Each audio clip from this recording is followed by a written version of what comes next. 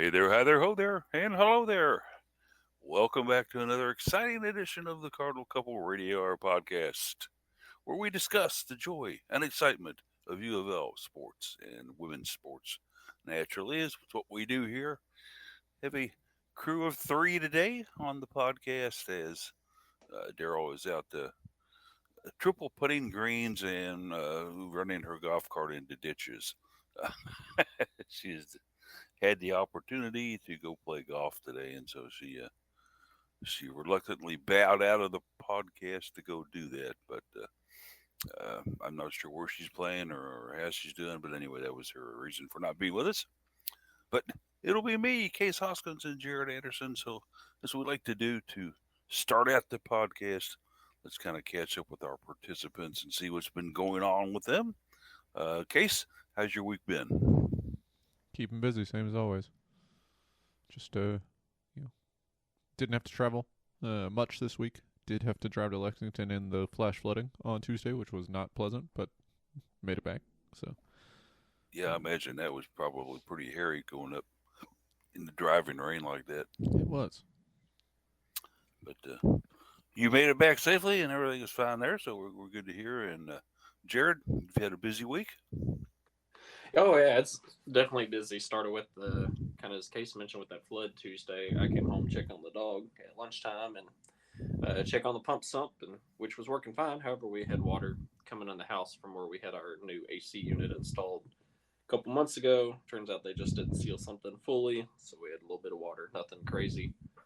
So got that fixed next day, not a problem. And then yesterday spent some time taking the puppy out to Katie's work out there in Waddy, Kentucky, and lots of teachers out there were really excited to meet the little puppy.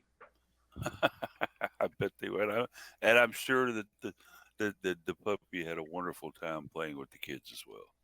Well, he was worn out, and he's sleeping in this morning, but he's not going to be getting a lot of sleep these next few days. Katie's birthday's tomorrow. Her family's coming in town tonight, so we'll have company with us for the next several days. So he's not going to be getting in his normal routine. Well, of course, we'll take this time to wish Katie a happy birthday as well, and certainly hope that she has a good celebration. And good that her parents are coming in. And I think it's from, you told me it's from South Carolina.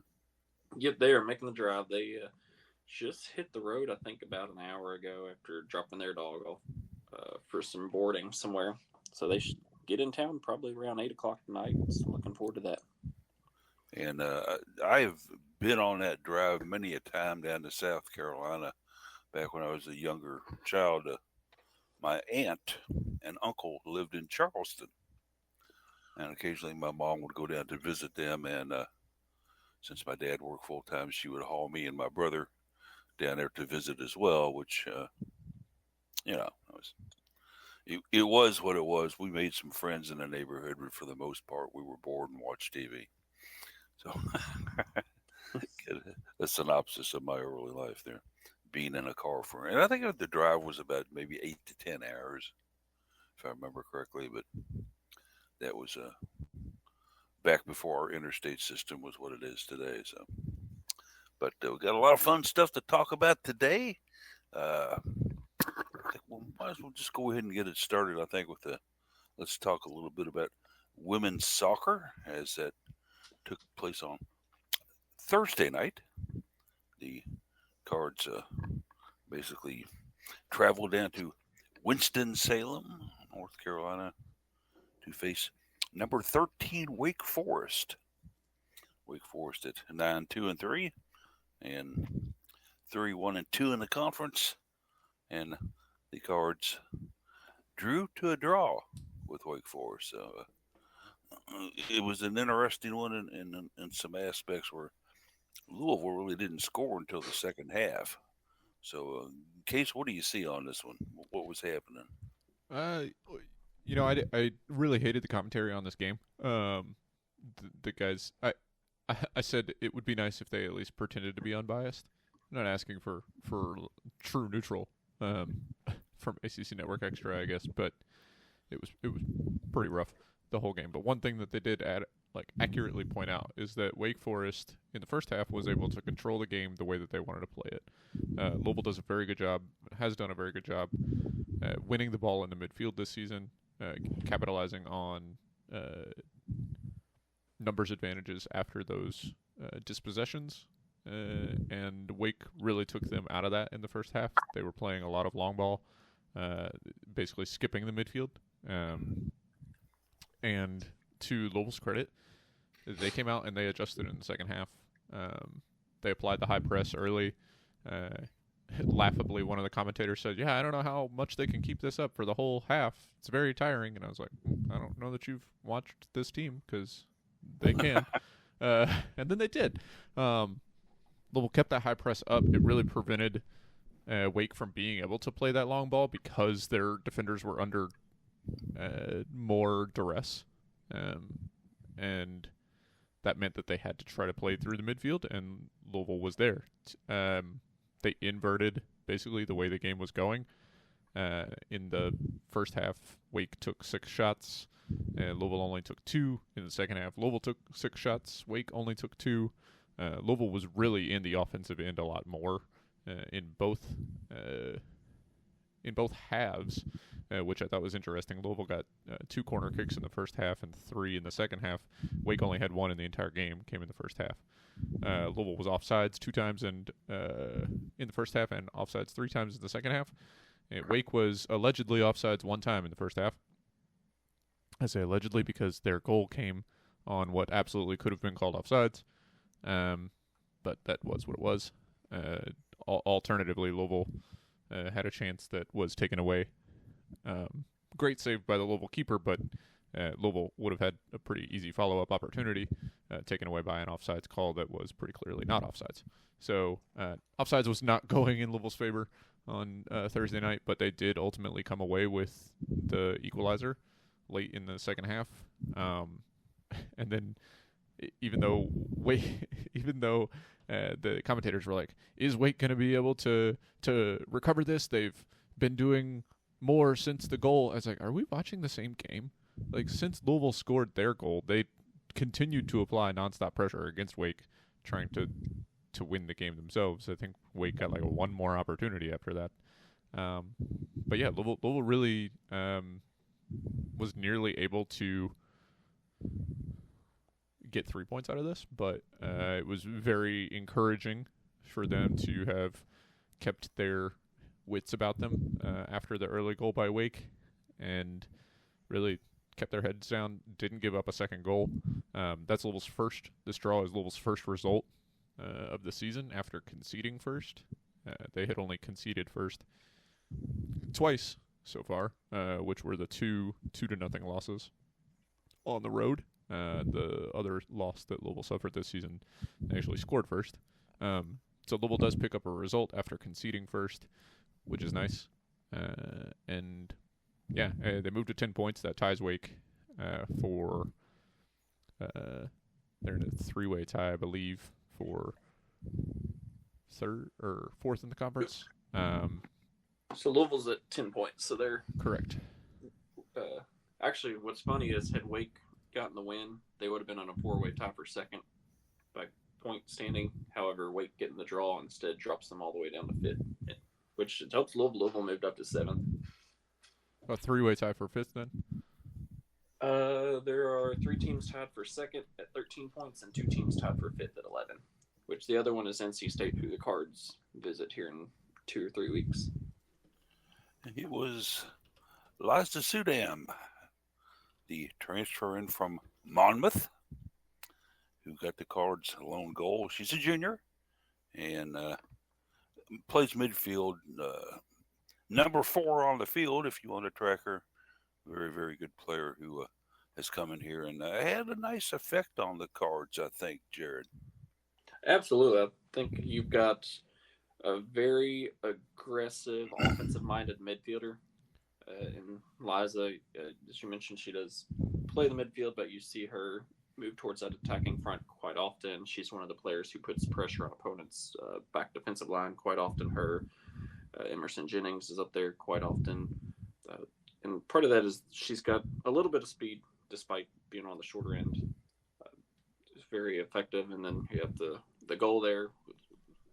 Nothing unfamiliar for her. She's scored quite a few this season. I believe she's now second on the team in scoring.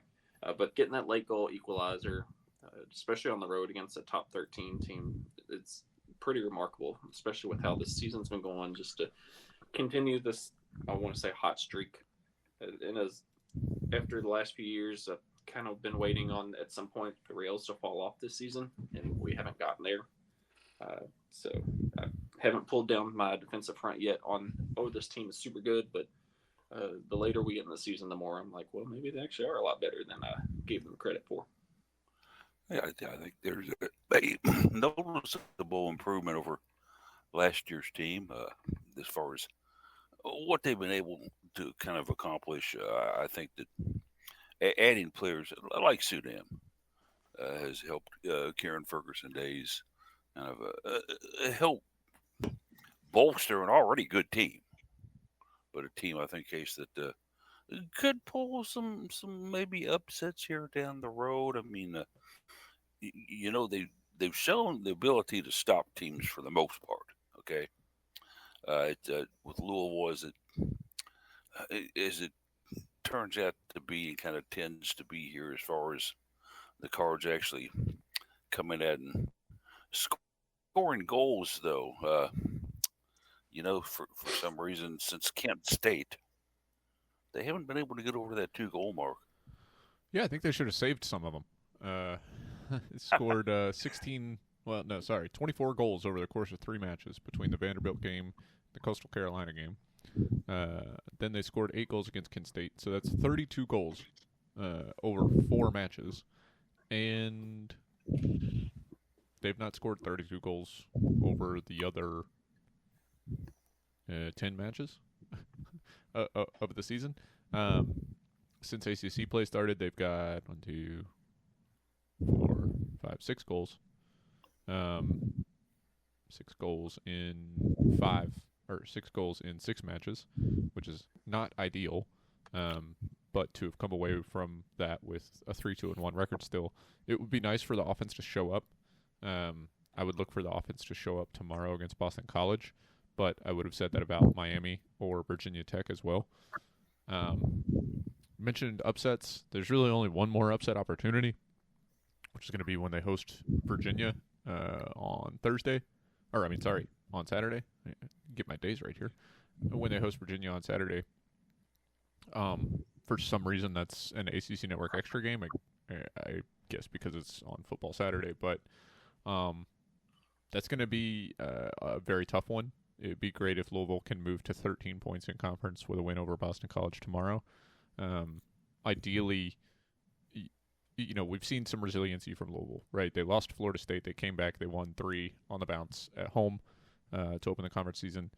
They go on the road. They lose to number 2 Notre Dame after a good first half, and then just kind of collapsed in the second half. And then stay on the road and pick up a draw against a tough Wake Forest team. So if they can win against Boston College, you say, all right, we've got 13 points. What happens against Virginia doesn't really matter at that point. If you can pick up a point, cool. If you can pick up 3 points, awesome. Otherwise, you just say, all right, moving on. You're going to play NC State, who baffling. It's baffling to me that NC State has 11 points. I wrote about it in the preview for Wake Forest. NC State sucks. Like, they're not good. They can't. They call it as it is. They went 1-6 in non-conference. Like, they played bad teams and lost the games, and yet in conference play they've just decided, oh yeah, we're gonna be decent all of a sudden. So I don't love. They woke up out of the blue. I guess I don't love that we had to play that game on the road, but like I said, they're not good. So Louisville should be able to do something against that. They drew Virginia Tech 4-4. When Virginia Tech played Louisville, I didn't think they could score on a brown paper bag. So I don't really know how NC State gave up 4 goals, but they scored 4 too. So you get NC State. And they upset Wake Forest. Upset. Yeah, It's they made, and then they won again. They beat Boston College. Everybody beats Boston College this exactly, year. Which is why we should score 4 or 5 against them. Find the offense tomorrow. That'd be nice. But you get NC State on the road and then SMU at home to close the season. So if you beat Boston College, you're on 13 points. Like I said, it doesn't really matter what you do against Virginia, because if you get a result against NC State and a win against SMU, then you're on 16 points.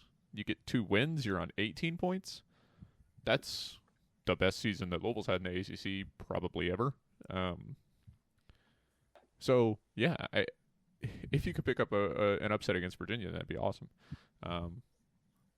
But even if not, Louisville is in a very good position this season. They just have to continue to take care of business.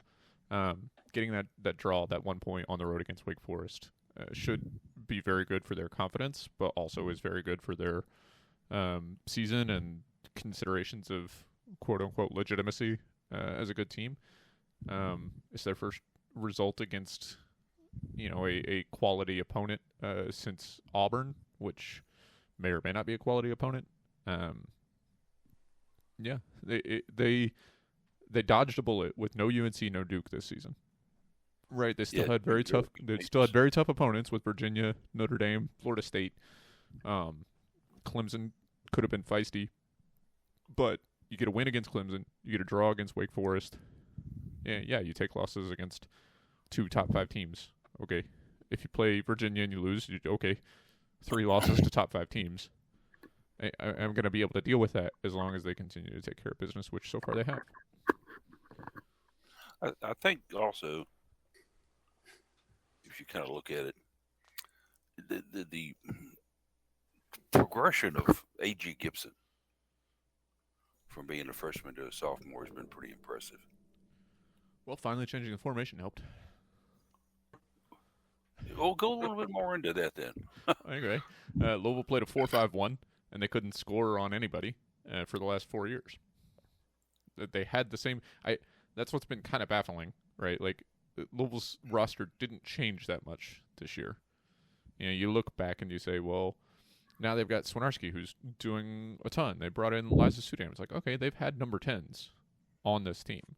They brought in players that were supposed to be number 10s. They've had good scorers, and they played a very defensive-minded lineup formation that put players like Betsy Huckabee, who was Player of the Year in the state of Kentucky, players like A.G. Gibson, who was, if not Player of the Year, in contention for it.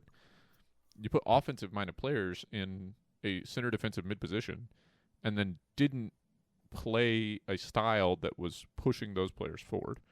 They wanted the wing backs to go forward, and putting that, which put the center defensive mids really forced to hang back to cover for those players pushing forward. Now they've moved to a 4-3-3-ish, 4-4-3, 4-2, kind of it melds in that way, but it moves the whole team up. Like I mentioned earlier, they're attacking in the midfield. They're trying to win the ball and move forward. When you're not playing that diamond style formation of holding players further back, then you can push that entire line forward, and you can get your playmakers the ball towards the top more.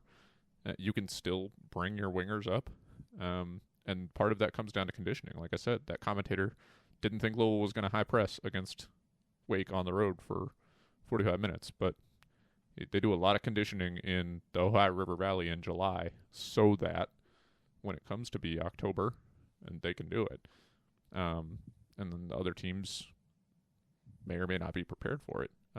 Wake wasn't. Wake did not have an answer for Louisville doing that, and if Louisville had been able to, maybe the first half wore Wake down, which is what allowed Louisville to be so successful with the press, but if Louisville had been able to put that pressure on early, they might have been able to go away with the game. But that's why I'm not terribly concerned about NC State or Boston College, because Louisville's pressure is relentless. Their defense is quite good.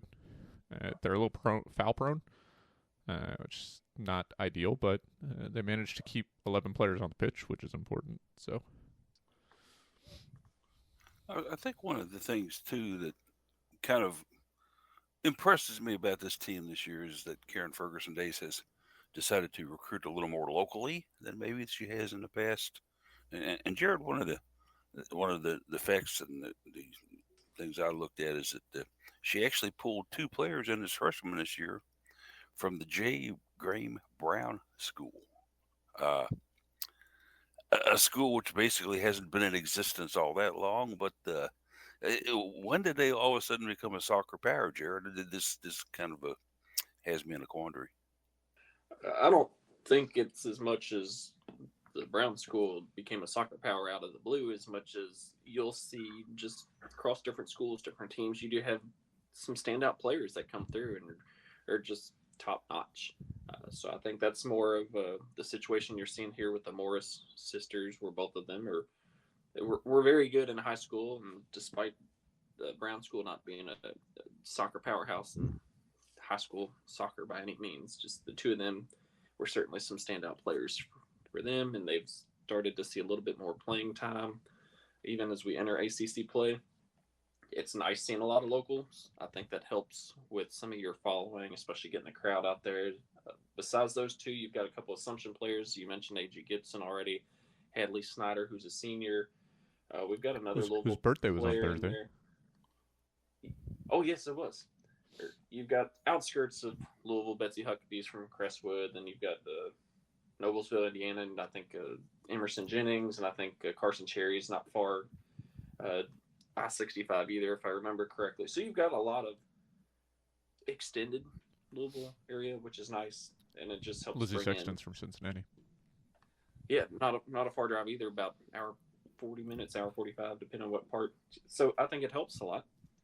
I don't think that's really been the focus as much as, hey, we've got the opportunity to bring in some very good quality players that could potentially start on this team, and several of them do. So kind of maybe got fortunate with that more than anything. You take a look at the Cards roster, and you go through the roster. One of the things I think that kind of maybe stood out to me a little bit is as far as personnel and what they've got available. Just, scanning it, you've got a goalkeeper who's a senior that played in California in Kaylee Kimball, who hasn't seen a ton of action, but when you go back to the main one that's been playing a lot for the Cards, and certainly a goalkeeper which I think has played quite well on what she's had to do, and the things she's had to go with this season, Erin Floyd, who is a senior now. Just talk a little bit about her, guys, and what she's meant to this team. When healthy, she's been a very solid goalkeeper. I think sometimes she maybe plays too high of a line, which we've seen a couple times on some of those goals. And then just also the unfortunate, I think there's been 3 penalty kicks that she's not saved this year. And penalty kicks, in cases a keeper could probably speak more in depth on that. Or there's a lot of it's a guessing game. So, she's 1 for 4 on saves on penalty kicks. So some of those goals I don't really want to hold against her anyways. Statistical win for her to be 25% saves, because it's like 85-90% shooter advantage. So yeah, I don't want to get too much into like legacy and autopsy on this team.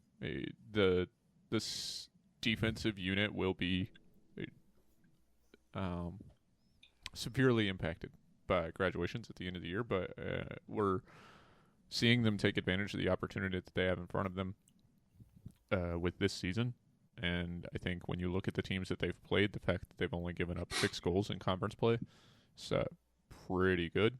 And they've only given up 10 goals the whole season, which is really good.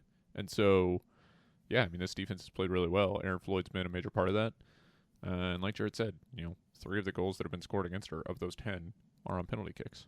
So you just kind of and 1 or 2 could arguably offside calls that were not called either. Yeah. The goal I mentioned on from Wake Forest, the centering ball was it was headed away by Louisville, but ended up going straight to another Wake Forest player. The player that was on the defender who headed it away, I don't remember if it was Snyder or Cherry, that player was offsides.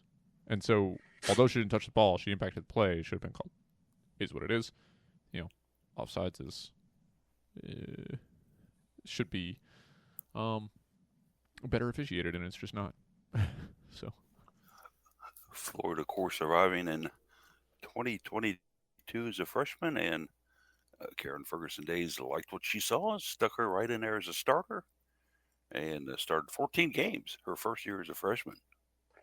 And so certainly one that I know it's going to be tough to lose, but uh, unfortunately, as somebody said a long time ago, I'd like to keep them for more than 6 years, but eventually they graduate. Of course, that's with obviously injuries and stuff like that. I think it was kind of a tongue-in-cheek comment. I won't name the coach that said it, but he did. He has a sarcastic nature to him. So anyway, uh, be that what it may is, I certainly hope that the women's soccer team can continue to, even though lately it's they've been 1-1-1 in the last three contests, like as you guys have mentioned, some very good possible wins ahead. The thing that gets me, and we'll end up with soccer on this. Why does soccer still remain with the archaic, stupid decision to only let 6 teams play in a tournament? That 'cause switched they're cheap. during the pandemic, and they never switched back because the ACC basically just doesn't want to invest the money. That's what it came down to. Is you've got more teams that have to travel, more hotels, more days, more officials, more focus on having to stream those or put them on TV. And the ACC is like, we don't want to spend money for a sport that's not making a profit. But I'm like, but you let men's soccer have a much bigger tournament draw. So it makes no sense. I think it's stupid. Most years, if you get 16, 17 points, you're probably that 6th spot in the tournament. This year, the way things are going, it may be 19 or 20 points for that 6th spot. So Louisville, even though they're having a great year, may still get screwed over and be on the outside looking in for ACC. But I think they're in great spot for NCAA. You add another win or two in there, absolutely you do. And we kind of hinted already, with the 4 remaining games, Boston College, NC State, SMU are all winnable games. So even if you can get 1-2 more wins, I think it just pads your record a little bit better. And it will also add adding Virginia at home. Certainly, let's hope that they turn out for that one and for the Cards over in Lynn, and they get a very, very good group to come in and cheer the Cards on, because certainly the players, I think, respond to what the crowd has to offer. Let's move it on down a little further down Floyd Street. Let's take a look at that field hockey. Field hockey, it's been let's just take the wrapper off this and say it's been a tough season for Karen Ferguson Days, even though that they're not deep in debt as far as losses go. I think with the game they had the other night, what are they, 6-6 now? Am I correct on that? Yes. But obviously they've had a couple cupcakes in there. Playing Bellarmine was nice, but obviously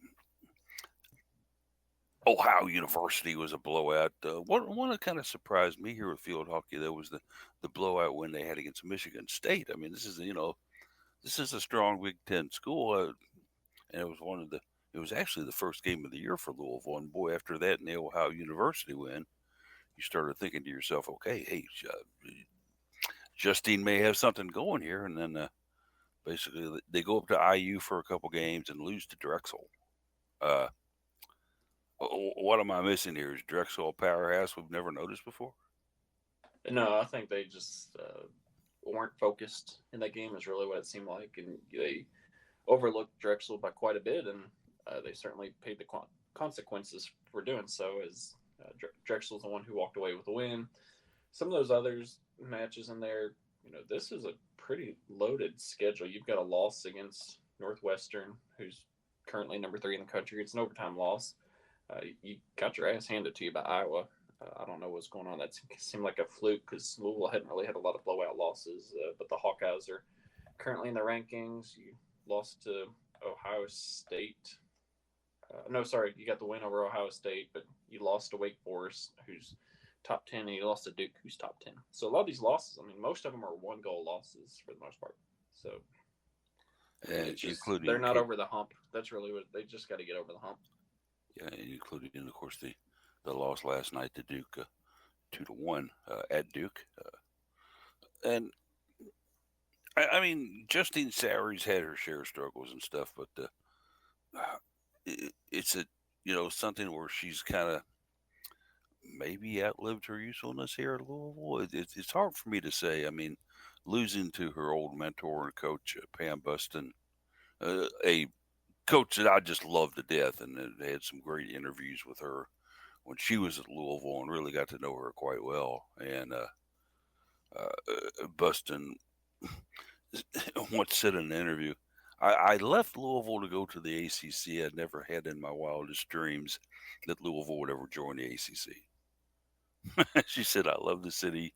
I love the field, and if I'd known that, maybe I would have stayed. But as it is, I think it turned out okay with me coming to Durham."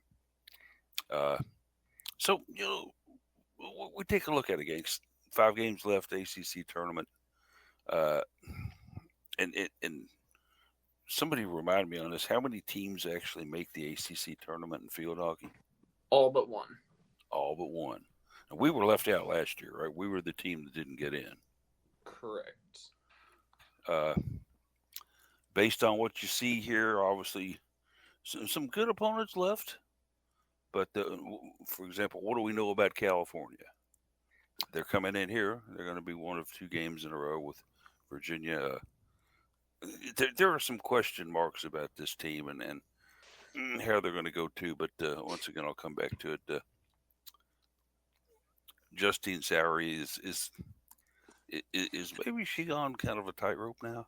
I don't think so. I don't think so. Not at all. She got her 250th career win against Yeah. Bellarmine the other night. I mean, look, Louisville is most likely not going to finish above 500 in conference play. To finish above 500 in conference play, they would have to sweep their remaining games, which not likely. But you look at some of this has been a season of kind of what ifs, right? They almost, I put it today, they nearly beat Northwestern. They had a mental error at the end of the game, and they gave up a goal. And then in overtime, it was what it was. They nearly beat Duke. Justine Sowry cited mental lapses. If you can't take care of the ball, you're not going to be able to win. I don't think that it has come down to a lack of... they lost to Stanford in a shootout. I don't think it's come down to a lack of coaching or a lack of talent. I think it's just come down to performance on the field. Other than that, that loss against Drexel, maybe that one's like, hey, you didn't quite get ready for this one. Drexel's not good this year, but they went 14-2 last season, so you should have taken them a little bit more seriously. But they did bounce back and then beat Indiana in Bloomington the next day. Outside of that Iowa match that Jared mentioned earlier where they got blown out, they've been there or thereabouts. But there or thereabouts doesn't mean wins.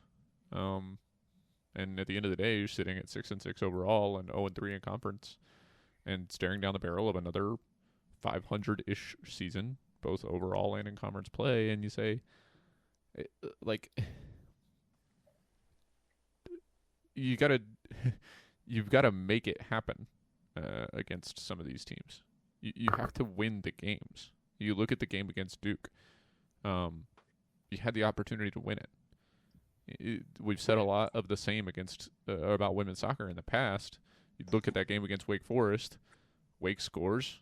It's easy to turtle up and say, oh no, it's another top 15 loss on the road. But they didn't. They kept their heads down. They scored. That's not something we've seen out of recent teams, which maybe we thought was a coaching thing, but actually it just comes down to, the tenacity of the players, the grit and determination of what it takes to go day in and day out in this, collegiate athletics landscape and say, no, we want to win these games. That game against Duke, you wanted to win that, and you just didn't. The other team wanted it more. So, tomorrow could be ugly. I think as a team, your goal against North Carolina in Chapel Hill is don't let it get ugly. Get out of there with a little bit of confidence still. If they can win, I mean, that'd be incredible. But they've certainly shown the capacity to do it. Like I said, they almost beat Northwestern. They've beaten some good teams this year. They've shown the capacity to do it, but they have to at the end of the day make it happen. If you can get out of Chapel Hill and say, all right, 4 games left, we are where we are, you've got some opportunities to win. You've got Cal at home. Cal's not great. You've got Syracuse at home. Syracuse is okay. Boston College on the road could be tough, but Cal just beat them. And then Virginia is the fourth of or the other remaining game of the 5. So, there's still opportunities to get 2 or 3 wins in league play, but they've got to show up. I think that's been the problem, is they're not showing up. Riley Wallerton on top of the scoring leaders for the Cards. She's got a total of 8 goals. So, Jared, she's kind of been one that's been out there that's gotten after it and really, I don't know if you would call her a team leader or not, but she's certainly the leading team in scoring. Yeah, she's been one of your more productive offensive players the last 2 or 3 years.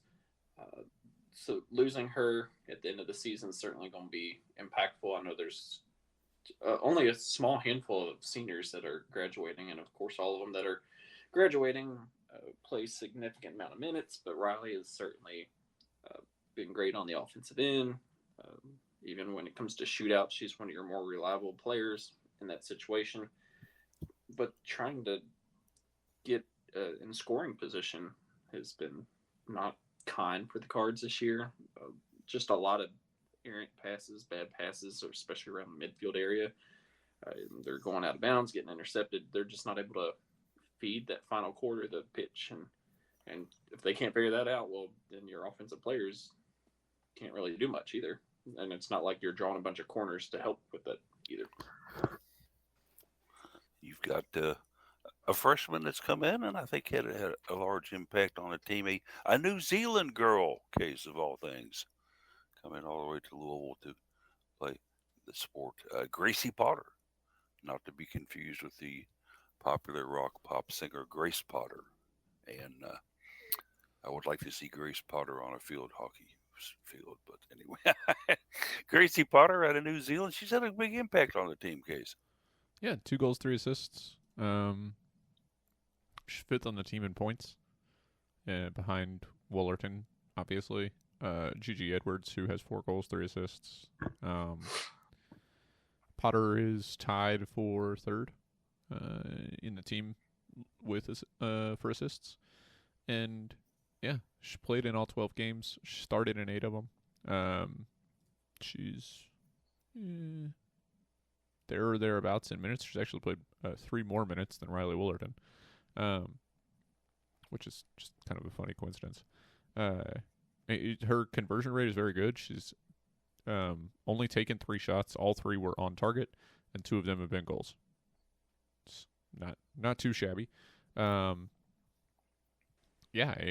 She's definitely been a big part of the offense. If I remember correctly, she's taking a lot of the corners. To Jared's point, Louisville's not getting a lot of those opportunities. But if they were, they would probably be converting more of them. She's been very helpful, and it's exciting that you've got somebody in place to say, hopefully we can continue to build around this player. I've had some of those in the past that, for whatever reason, they decided not to continue at Louisville, and hopefully Gracie is not one of those players. You've got to certainly hope not. One kind of trolling stat, though, Jared, is we are 0-3 in conference. Yeah, well, ACC is obviously one of your best field hockey conferences. It's right up there in Big Ten as your top 2. And you just got to find ways to win. Everybody you're going to play in ACC is pretty much ranked. I think Cal is one of the few that's not in the top 25 right now, but Syracuse, Boston College, North Carolina, I'm pretty sure they're all top 15, top 20 right now. So you got to find ways to beat the ranked teams, especially in field hockey. It's a small field for NCAA tournament, and you got to certainly earn your spot. The Cards started the season like a hurricane, basically. Not a Miami Hurricane, but a team that came out and scored 11 goals in their first 2 games, uh, putting 6 on a Michigan State team, which I think made us all kind of open our eyes a little bit, and then coming around and getting 5-0 over Ohio University. Don't know a lot about Ohio University, but anytime you can score 5 goals, certainly things are going good. And then all of a sudden, the puzzling loss to Drexel. Of course, that was up at IU, as we mentioned, and then coming back and Louisville kind of licked their chops and said, "Oh boy, another Big Ten team. We can play well against them," and ended up beating Indiana 5-4. This team has kind of been an enigma to me. Is they can come out so strong one game and then the next game, basically the offense goes to have coffee somewhere and just doesn't show up. Uh, Looking at what's left, Case, Jared, both you guys kind of come on this. Can the Cards take this 6-6 mark and do anything with it? I think they're probably out of NCAA tournament, you know, selection consideration. But what can they salvage out of the rest of this year? I mean, we've seen times in the past they've gone 11-8 or so in regular season play and snuck in the tournament. So it's the strength of schedule and your RPI certainly work in your favor, but you've got to start winning some of these down the stretch, because if you're 6-6 and you're going to finish the season, what's left, four matches if you finish 8-8. I mean, 5. well, you may barely sneak in the ACC tournament anyways, but I don't think that's going to be enough for NCAA. Yeah, you got 5 matches left. I'm not ready to say they're done yet, but like I said, they got to show up. If you finish above 500, you got a chance to get in. Finish below 500, you don't.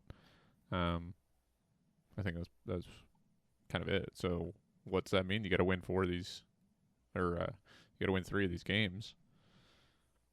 Can they do that? Yes. Will they do that? We'll find out. Certainly. Let's just hope that they can, because we'd love to see them move on to postseason play. And with those two, let's spend a little time talking about volleyball. Volleyball, the actual shining star, I think you could say, of the fall sports scenario at 13-2, a sparkling 5-0 record in conference on a 6-game win streak, and have defended the LNFCU very well, 8-1. So it has been, let's face it, kind of an advantage to play 9 of your 15 games, whatever, so far in your home cooking, so to speak. Actually, I think 6-0 at LNFCU. Is it 6-0 now? Yeah, the loss came Because the loss was at the Center, and they've also played a couple other matches at the Center. Oh, okay.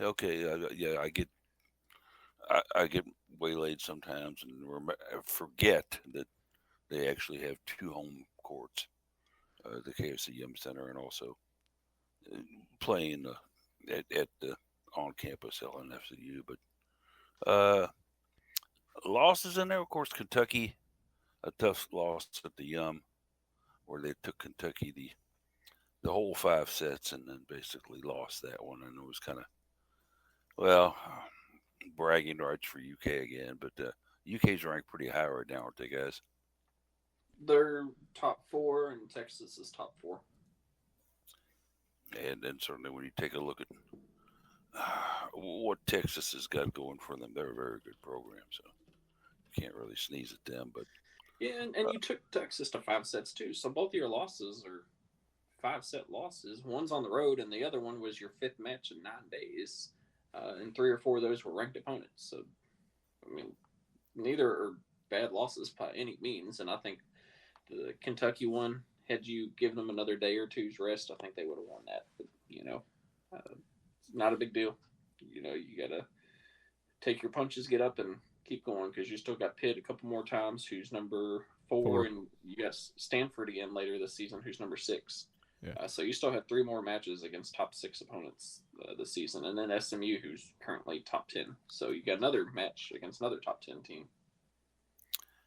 And that Pitt rivalry, of course, one we're well aware of.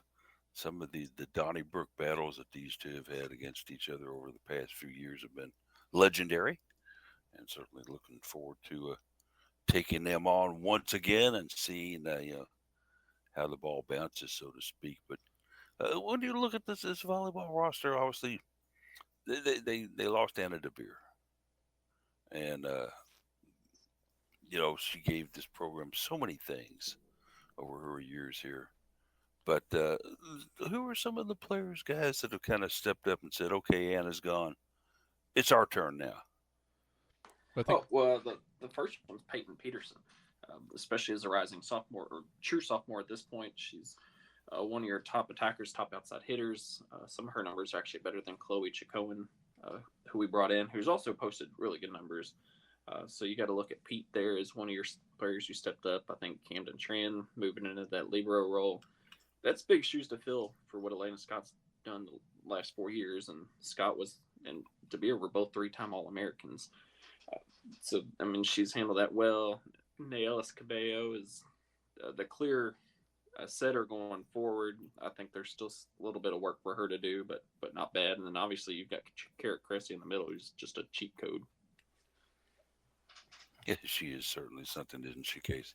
Yeah, I think Jared hit the nail on the head. Peyton Peterson is really the true replacement player for Anna DeBeer, which we saw when she stepped into the exact same role when DeBeer went out with her injury. But she's playing that full rotation position. Chloe Cohen shifted into came in and kind of replaced Charity Looper as your other outside hitter that is just going to be there to get all the kills. And she does a good job with that. Calissa Blackshear, as a true freshman coming in, playing the opposite side, playing very well. Frequently the co-leader in kills. Very good on the block. And yeah, like Jared mentioned, Kara Cressy, I mean, okay. Yesterday she went 5 for 5 on attacks. She has no errors. She's functionally unblockable. And then she is going to be there in your face all the time, getting blocks herself. And she's just a massive leader for this team on the emotional side as well. She doesn't put up as flashy of numbers as she did before, but it's because she's so much of a threat. You look at it. You look at it in other sports too, right? Like somebody can be so good, and you're like, where are the numbers? Well, they're so good that they're getting double teamed or they're getting keyed on, and the offense has to go the other way. Louisville's got plenty of other options. So if the opposing team's like, well, we're not going to let Kara Cressy beat us in the middle, then you're like, okay, well, here's Calissa Blackshear, Chloe Chicoen, and Peyton Peterson on the outside. Have fun with them. And then last night, Louisville was just clicking on all cylinders. They only had 40 kills in the match. They had 10 aces, which is the most that I've seen in quite a long time. 10 blocks. Virginia Tech had 10 service errors. Louisville was plus 16 on the service line. Just crazy. And yeah, Louisville was just able to get points from other places, and they were brutally efficient on offense when they got the chance. And it's good to have seen that they went on a slide where they couldn't sweep anybody. They swept St. John Moorhead. They swept their opening 3 matches. Then they didn't get a sweep for 6 matches after that. Then they went on a nice 4-match sweep streak. Headed to Stanford, and you're like, well, they can continue that sweep run. That'd be cool. They didn't, but they did win. Continued their moniker as the streak breakers. Earlier this season, they broke a massive home winning streak by Creighton, 30-something matches. So when they played Stanford, Stanford won 20 straight in Maples Pavilion, and Louisville broke that streak as well. And then you come out against Virginia Tech and you find another sweep. So Louisville has clearly, since that Kentucky match, they've clearly focused on not giving up sets that they shouldn't give up. I think to Jared's point, that Kentucky match was the last match in an extremely difficult run. And you look at, if you sweep Illinois, that's one less set that you needed to play. Creighton was a very tough team, so I'm not going to say you should have swept them, but if you sweep Northern Iowa, you sweep Rice, then you've got a little bit fresher legs going into that Kentucky match. And so looking at how efficient they've been since then, you're like, okay, well, we've got a weekend next weekend where we get to bring in SMU and Pitt. That's going to be a tough weekend, but we've played a lot less volleyball recently. Playing good volleyball, but we're needing to play less of it, which is important, especially as we get later in the season here. So, yeah, I think it's been a noticeable and welcome improvement on efficiency against these bad teams, and they should keep it up tomorrow. Jared, monumentous night for outside hitter Chloe, as we love to call her, who got her 1,000th career kill. That's just mind-boggling to me. Of course, she's been here a while, but 1,000 career kills, wow. Yeah, she did most of that work her last 2 years at Purdue, but you're about midway or 2/3 of the way through your junior season, already broke the 1,000 mark. She has a lot more opportunities here at Louisville than she did at Purdue. Just a stronger offense, more playable balls for her. So assuming that she stays healthy, I think she's going to break that 1,500 mark by the end of her senior season next year. But kind of mentioned it, you and Case both, that she filled the role of Charity Looper, somebody who can just jump out of the gym. Those really hard, fast kills that are almost impossible to stop. So she's certainly done a great job with that. Great blocker for her size, and incredible serve or setting. If you haven't seen her, she's one of the few that's overly aggressive this year. But serving as a whole for Louisville, they've been doing more by doing less. I think they tried to be too aggressive the last few years, and it led to twice as many service errors as there were service aces. This year, they've taken just a little bit off of it. Still enough spin on the ball that you're seeing a lot of service aces, but you're not hitting into the net and you're not hitting long a lot. So it's still playable balls. I mean, I'd rather you just get it over, and at least if the other team plays it, you still have a chance. I mean, if you hit in that net or hit it out of bounds, points over right then and there. I mean, you can still rely on your blocking and your offense the rest of the way to get the point. One of the things that we kind of wondered about before the start of the season and all was obviously the switch from Danny to Dan. But let's give Dan a report card, guys. He's come in, he's basically not let the team collapse. He's been a very, very, I think, wise coach, and we all know that he was the guy who was standing up yelling at the players when Danny was here, while Danny just sat there and had sage advice every once in a while. She went off to Nebraska. We all figured she would eventually, as soon as their previous coach retired. Let's give Dan a grade here. How's he doing? Give him an A. Not only first year as a head coach for Louisville, he has been a head coach in other places, and then obviously the associate under DBK the last few years. So first year head coach under Louisville, you lose many of your top performing players from last year. You lost really all of your outside and opposite hitters with Anna DeBeer, Charity Looper, Sophia Maldonado Diaz. And then you also lost your All-American Libero and Elena Scott. So you're like, wow, you're losing a ton of your firepower here. I mean, he filled it in, found players who could step it up, work with them, pulled in a couple transfers to help. A really great freshman on the opposite side of Blackshear. You went and you won at Stanford, who's top 6. You beat their 20-something home match win streak. You went on the road and beat a ranked Creighton team on their 21-something match home win streak. You took Texas on the road to 5 sets. You took a top 4 Kentucky to 5 sets. You beat Northern Iowa pretty handedly, easily on the road, a team that you saw in the NCAA tournament last year. Illinois had some solid years in the past, and you handled them no problem. And now you've cruised through conference play so far. So, I mean, it's probably exceeded expectations to a point. The road has some speed bumps coming ahead with, as we mentioned, SMU and Pitt are coming to the here in another week. Or sorry, not the LNN on campus. Sorry about that. And then you've got Pitt again at the end of the season, and Stanford again at the end of the season. So you've got a few more tests, but I give him an A for where he's at now. Case, where were you going to grade it? Yeah, I was going to grade him an A. I don't really know how you could go lower than that. He lost two matches so far, and they were both against teams that are in the top 4, and you're still in the top 5 as a team. I mean, if before the Stanford match, and maybe there's a question if they lose to Stanford, maybe there's a question because they didn't have that marquee win other than the one against Creighton. But now they've got 2 very difficult top 15 road wins, and you say, yeah, okay, you lost the 2 matches that you had to score marquee wins before that, but you've beaten 2 top 15 teams, like I said, on the road and taking care of business against everybody else. So I don't see any major negatives. You've got 3 teams still undefeated in ACC play in women's volleyball.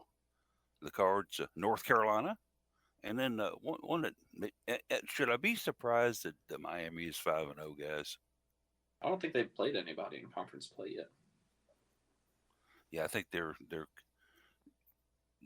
well, maybe they haven't. I thought they were 5-0. No, I meant I don't think they've played anybody of quality. Oh, anybody of quality. Okay, yeah, sure. I should have been more specific. They ain't playing nobody, Paul. Yeah, well, how'd they get to be 5-0 then? Damn. Let's take a look to see who they've beaten so far. They get SMU next, so that'll be pleasant. So I will give them credit. They did upset Pitt in 5 last night, so I completely missed that one on theirs. But you beat Wake Forest, NC State, Clemson, and Georgia Tech. Those are all pretty much bottom dwellers, middle of the pack to bottom dwellers in the ACC. So obviously the big one for them is they're coming off a 5-set win against Pitt. So I'll give them credit there. Miami has usually been a middle of the pack team in the ACC. So they could be a little bit better than in the past, but until I see how they go against Stanford and Louisville and more your top teams besides just Pitt, which is their only quality win of the year. I want to see more out of them before I can say, oh, wow, Miami's really, really good this year.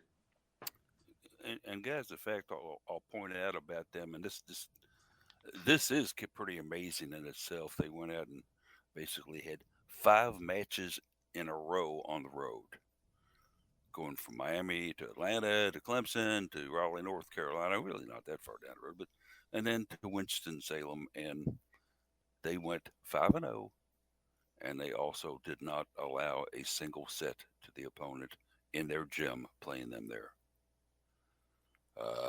That to me is just an eye-popping stat. Yeah, I'm still just not sold on Miami yet. Give them a few more matches. They do have SMU coming up tomorrow and Stanford next week. So I want to see how they do against those 2 teams and make sure that the Pitt one wasn't just a fluke. Maybe Miami is going to end up being the real deal, but I just want to see more better competition opponents and see how they handle that first. Certainly, I think, Case, those games are ahead of us. But basically what's ahead of us is the noon hour as we've rapidly approached that. And what a whirlwind discussion we've had today, but certainly some very, very good things that we've discussed and gotten into. And I think with that, let's go ahead and move on in and segue into our final thoughts. Jared, start us out with final thoughts this week. I'm looking forward to kind of just having a few days of relaxation and rests. Going to go shoot Louisville City today, but then with Katie's parents in town, going to take some days off work and also just take off from photography for a few days too. So hopefully some time for me to catch up on some rest. My body tells me I'm getting old, so I need some breaks here and there. Okay, if you're feeling old now, I don't want to see you at my age, but believe me. Case, what do you got for me? Yeah, I'm also looking forward to some time off coming up here. But on the women's sports side, this women's soccer team, like I said, showed resiliency against Wake Forest the other night, and so it's exciting for my favorite sport to be doing very well. I got the new Louisville City Keep Louisville Weird training top It was an instant buy when I saw it the other night. It's a fantastic shirt. So you'll probably see a lot of those tonight, Jared. But yeah, it's a fun time for soccer in the Ville. Racing, looking like they could be on their way to their first playoff berth in the NWSL. Would have been good to get a win last night, but they got a draw, so still good there. And yeah, that's me. That's got a case. As for me, certainly just I'm very, very proud of this volleyball team. Normally, when you go through a coaching change, the the wheels kind of tend to be realigned or have to be realigned at times.